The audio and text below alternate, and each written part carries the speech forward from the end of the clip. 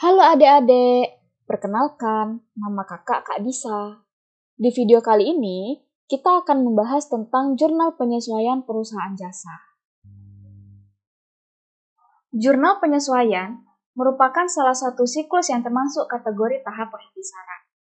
Nah, kali ini kita akan membahas tentang pengertian, fungsi, tujuan, dan proses jurnal penyesuaian, serta akun-akun yang perlu disesuaikan. Kita mulai dari pengertian, fungsi, tujuan, dan proses jurnal penyesuaian ya. Jurnal penyesuaian dibuat untuk menyesuaikan saldo-saldo akun tertentu di neraca saldo, agar mencerminkan kondisi yang sebenarnya. Fungsi jurnal penyesuaian yaitu menetapkan saldo catatan akun buku besar pada akhir periode sesuai dengan saldo yang sebenarnya, dan menghitung pendapatan dan beban selama periode yang bersangkutan. Tujuan jurnal penyesuaian yang pertama, agar setiap akun real, khususnya akun aset, liabilitas, dan ekuitas, pada akhir periode menunjukkan keadaan yang sebenarnya. Yang kedua, agar setiap akun nominal, yaitu pendapatan dan beban, pada akhir periode menunjukkan besarnya pendapatan dan beban yang harus diakui. Yang ketiga, laporan keuangan yang dibuat menjadi objektif karena semua komponennya sesuai dengan kondisi yang sebenarnya. Proses jurnal penyesuaian yaitu dilakukan sesuai dengan penyusunan ayat jurnal umum. Proses ini diawali dengan analisis transaksi atau informasi untuk melihat pengaruh suatu transaksi ke akun-akun, baik ke akun neraca maupun akun laba rugi. Langkah berikutnya adalah menyusun ayat jurnal penyesuaian dengan melakukan pendebitan atau pengkreditan jumlah akun yang disesuaikan. Analisis dilakukan terhadap informasi yang terjadi pada akhir periode. Setiap informasi dianalisis dan kemudian ayat-ayat jurnal penyesuaian dibuat. Jurnal penyesuaian dibuat pada akhir periode akuntansi, biasanya di akhir tahun, yaitu 31 Desember. Akun yang paling sering disesuaikan yaitu perlengkapan, penyusutan aktiva tetap, beban dibayar di muka, beban yang masih harus dibayar, pendapatan yang masih harus diterima, pendapatan diterima di muka, dan piutang tak tertagih. Nah, kita sudah bahas nih tentang pengertian, fungsi, tujuan, dan proses jurnal penyesuaian. Yang berikutnya, kita akan bahas akun-akun yang perlu disesuaikan. Akun yang pertama yaitu perlengkapan. Penyesuaian perlengkapan dibutuhkan karena perlengkapan dipakai dan mengalami penurunan saldo. Perlengkapan merupakan bagian dari harta lancar yang secara fisik berkurang jumlahnya dan masa pakainya. Pada saat dibeli, perusahaan akan mencatat pembelian tersebut, sedangkan saat perlengkapan digunakan, perusahaan tidak akan mencatat di jurnal umum. Nah, coba perhatikan contoh ini ya. Pada 31 Desember 2018, di neraca saldo terdapat akun perlengkapan dengan saldo debit Rp1.000.000. Setelah dihitung, pada akhir periode perlengkapan tersisa Rp200.000. Berarti kita harus menyesuaikan saldo perlengkapan yang tadinya Rp1.000.000 menjadi Rp200.000 nih. Kalau begitu, saldo perlengkapannya berkurang kan? Pengurangan perlengkapan yang sudah dipakai yakni Rp1.000.000 dikurang dengan Rp200.000. Hasilnya adalah Rp800.000. Masih ingat nggak perlengkapan berkurang di mana? Di kredit kan? Oke, berarti kita sudah dapat nih satu ayat penyesuaiannya, yakni perlengkapan sebesar Rp800.000. Jadi saldo debitnya apa, Kak?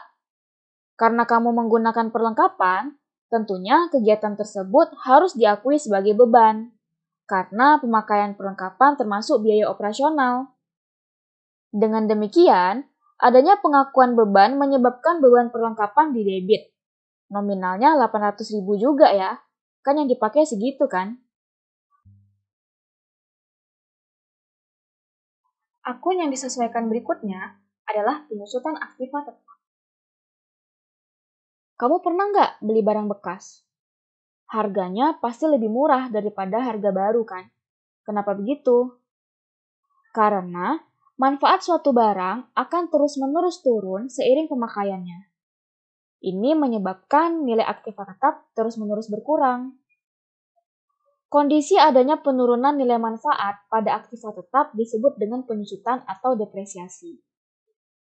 Kasus penyusutan ada yang biasanya langsung dikasih tahu berapa persentase penyusutannya, ada juga yang harus dicari dulu menggunakan metode tertentu, misalnya metode garis lurus.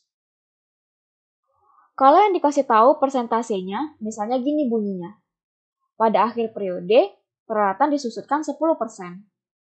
Sedangkan, kalau dicari pakai metode garis lurus, misalnya gini soalnya. Suatu perusahaan memiliki peralatan kantor 80 juta rupiah. Nilai residu peralatan adalah 20 juta rupiah. Umur ekonomis peralatan tersebut adalah 6 tahun. Penyusutan setiap tahunnya adalah. Nah, untuk mencari penyusutan per tahunnya, caranya pakai rumus ini. Penyusutan sama dengan nilai perolehan, yaitu 80 juta rupiah, dikurang nilai residu, yaitu 20 juta rupiah, dibagi dengan umur ekonomis, yaitu 6 tahun. Maka hasil penyusutannya yaitu 10 juta rupiah. Dari soal tadi, gimana sih jurnalnya? Aktivitas pemakaian peralatan juga dianggap sebagai beban. Maka jurnalnya yaitu beban penyusutan peralatan didebit sebesar 10 juta rupiah dan akumulasi penyusutan peralatan dikredit 10 juta rupiah. Ingat ya, dikredit bukan peralatan, namun akun akumulasi penyusutan peralatan. Karena nilai penyusutan berkurang karena menyusut, bukan jumlahnya yang berkurang. Nah, akun yang disesuaikan berikutnya yaitu beban dibayar di muka. Beban dibayar di muka merupakan jenis harta yang akan berkurang seiring berjalannya waktu. Misalnya kamu bayar sewa rumah untuk 1 tahun. Dibayar lunas di awal. Pasti seiring berjalannya waktu, jika kamu pakai terus, hak sewa kamu pasti akan berkurang. Penyesuaian beban dibayar di muka ada 2 metode, yaitu metode harta dan metode beban. Kita bahas dulu ya untuk metode harta. Disebut metode harta karena perusahaan akan mencatat dengan menggunakan akun harta saat terjadi transaksi. Sehingga di neraca saldo juga muncul akun harta. Pada tanggal 31 Desember 2018, di neraca saldo terdapat akun sewa dibayar di muka 24 juta rupiah. Sewa dibayar tanggal 1 Maret 2018 untuk 1 tahun. Bagaimana sih penyesuaiannya? Nah, kamu bisa perhatikan, di soal tersebut akun yang digunakan adalah akun sewa dibayar di muka, yang merupakan kelompok harta. Metode harta berarti mencari nominal yang sudah dipakai atau dijalani. Kan sewanya 1 Maret 2018, kontraknya 1 tahun, berarti selesainya 1 Maret 2019. Berarti yang dijalani adalah dari tanggal transaksi yaitu 1 Maret 2018 sampai tanggal penyesuaian, yaitu tanggal 31 Desember 2018. Berarti yang terpakai 10 bulan ya teman-teman. Nah, sekarang kita hitung berapa nilai sewa yang sudah kita jalani. Berarti 10 bulan dibagi 12 bulan dikali dengan nilai kontraknya, yaitu 24 juta rupiah. Maka hasilnya yaitu 20 juta rupiah. Bagaimana jurnal penyesuaiannya? Pengakuan sewa yang sudah dijalani atau yang sudah terpakai menyebabkan beban sewa bertambah di debit 20 juta rupiah. Di sisi lain, nilai sewa kita juga berkurang karena sudah dipakai 10 bulan. Berarti sewa dibayar di muka berkurang di kredit 20 juta rupiah. Nah, ini jurnal penyesuaiannya. Nah, yang berikutnya, kita akan membahas metode beban. Disebut dengan metode beban karena di saat transaksi terjadi, perusahaan akan mencatat dengan menggunakan akun beban. Sehingga, di neraca saldo juga muncul akun beban. Misalnya, pada tanggal 31 Desember 2018, di neraca saldo terdapat akun beban sewa sebesar 24 juta rupiah. Sewa dibayar tanggal 1 Maret 2018 untuk 1 tahun. Kalau menggunakan metode beban, kamu harus mencari nominal yang belum dipakai atau dijalani. Berarti kebalikan dari metode harta ya. Berarti yang belum dijalani adalah dari tanggal penyesuaian, yaitu 31 Desember 2018, sampai tanggal selesai kontrak, yaitu 1 Maret 2019, yaitu ada 2 bulan. Maka, untuk mencari nilai sewa yang belum terpakai, yaitu 2 dibagi 12 dikali 24 juta rupiah. Hasilnya yaitu 4 juta rupiah. Jurnal penyesuaiannya yaitu kebalikan dari metode harta. Sewa dibayar di muka di debit sebesar 4 juta rupiah, dan beban sewa di kredit sebesar 4 juta rupiah. Nah, begini ya jurnal penyesuaiannya. Yang berikutnya, yaitu beban yang masih harus dibayar. Beban yang masih harus dibayar disebut juga beban terutang, yaitu kondisi saat perusahaan harus mengakui adanya beban yang telah terjadi meskipun belum waktunya dibayar. Misalnya, ada perusahaan yang menggaji karyawannya setiap tanggal 1 di setiap bulannya. Saat waktu penyesuaian di akhir periode, maka perusahaan harus mengakui adanya gaji yang belum dibayar. Karena gaji harus dibayar pada tanggal 1 Januari. Misalnya, pada 31 Desember 2018, gaji belum dibayar pada 5 orang karyawan dengan gaji masing-masing 5 juta rupiah. Maka harus dicari ya total beban terutangnya. Sama dengan 5 dikali 5 juta rupiah. Sama dengan 25 juta rupiah. Jadi, perusahaan harus mengakui adanya penambahan beban dan penambahan utang dengan cara mencatat adanya beban gaji di debit sebesar 25 juta rupiah dan utang gaji di kredit sebesar 25 juta rupiah. Jadi, jurnal penyesuaiannya seperti ini ya.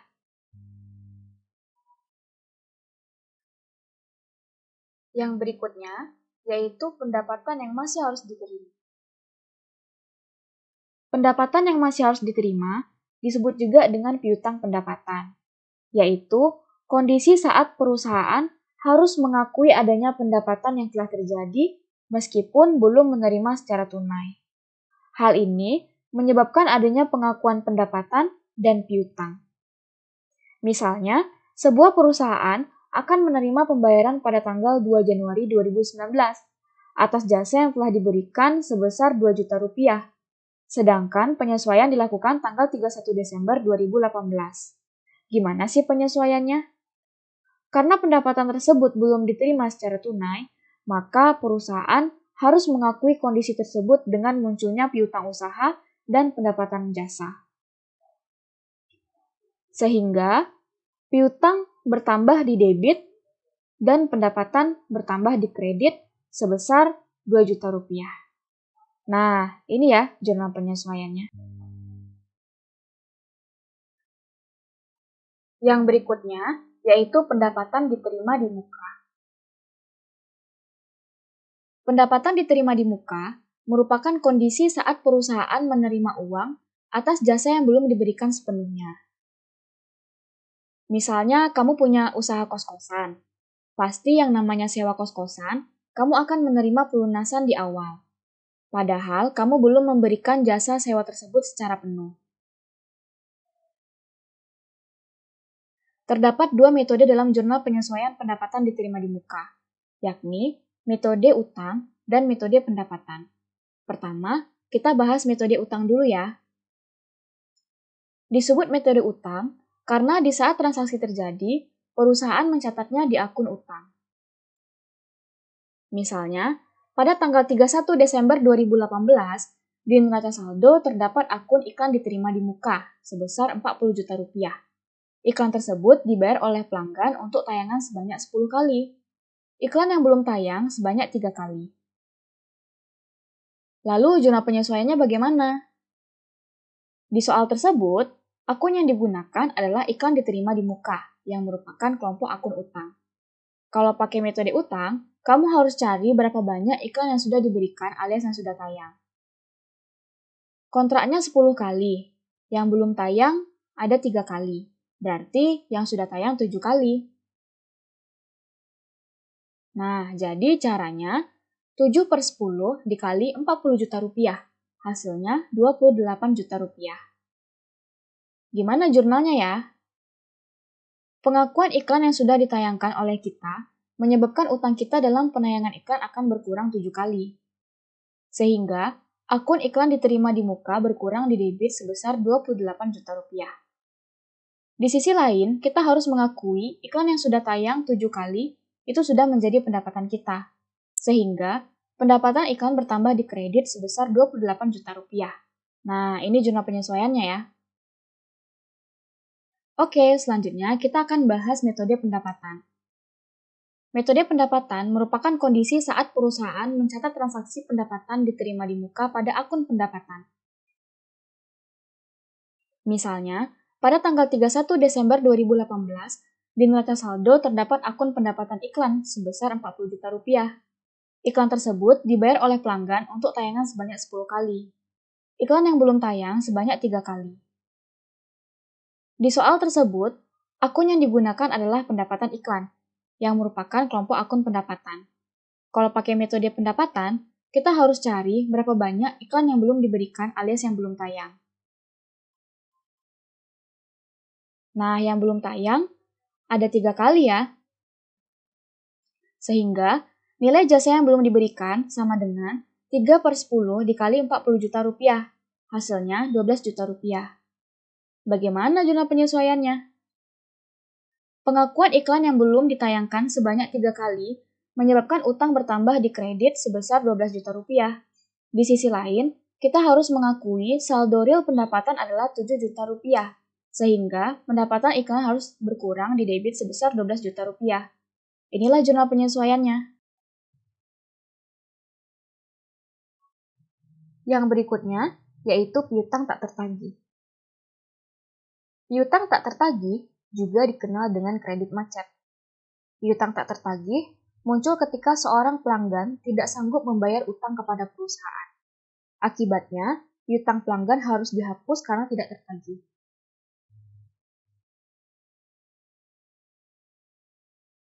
Ada 2 metode untuk mencatat piutang tak tertagih, yaitu metode penghapusan langsung dan tidak langsung. Metode penghapusan langsung digunakan pada saat ada pelanggan yang menyatakan tidak bisa membayar piutang, bukan berdasarkan kerugian estimasi.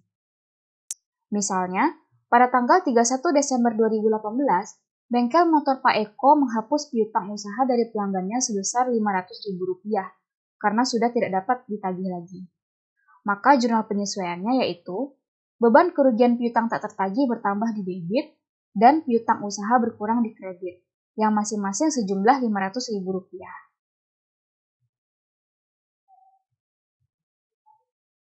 Metode penghapusan tidak langsung, di mana perusahaan telah membuat estimasi dari piutang yang tidak akan dapat ditagih. Misalnya, pada tanggal 31 Desember 2018, PT Media Jaya mengestimasi jumlah piutang tak tertagih sebesar Rp100 juta. Maka jurnal penyesuaiannya adalah beban kerugian piutang tak tertagih bertambah di debit dan cadangan kerugian piutang bertambah di sebelah kredit, yang masing-masing senilai Rp100 juta. Nah, ceritanya, pada akhir periode, PT Media Jaya menemukan ada piutang tidak tertagih dari PT ABC sebesar Rp30 juta. Gimana nih penyesuaiannya? Oke, karena ada piutang tak tertagih, maka cadangan kerugian piutangnya bakal kepake, jadinya berkurang di sebelah debit, lalu piutang usaha berkurang di kredit. Jadi seperti ini ya jurnal penyesuaiannya, yang masing-masing nilainya sebesar Rp30 juta.